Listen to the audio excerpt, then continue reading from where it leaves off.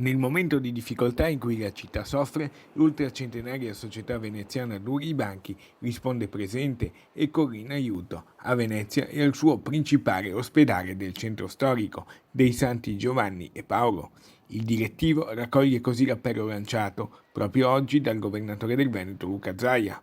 Il presidente del sodalizio, Renato Bonaso, sentiti al telefono il socio numero 1 Luigi Danesin e l'intero consiglio direttivo, ha deciso che non c'è tempo da perdere e ha lanciato una sottoscrizione con l'obiettivo di sostenere il reparto di terapia intensiva nella lotta al Covid-19. Sono giorni che penso seriamente a questo momento è difficile per tutti e abbiamo deciso come società di fare una sottoscrizione per aiutare l'UR 3 Serenissima della città di Venezia.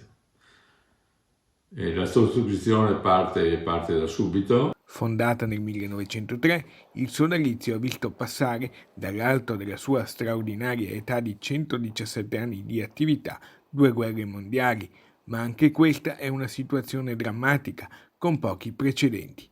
Verrà superata sempre con il motto duri i banchi e l'impegno espresso nello statuto sociale di amare, beneficare e divertirsi. Per dare questo segnale di speranza anche alla città. Ringrazio Antena 3 per aver offerto questa possibilità di raccontare questa cosa, questa piccola cosa a tutti i cittadini. Grazie. Duri i banchi.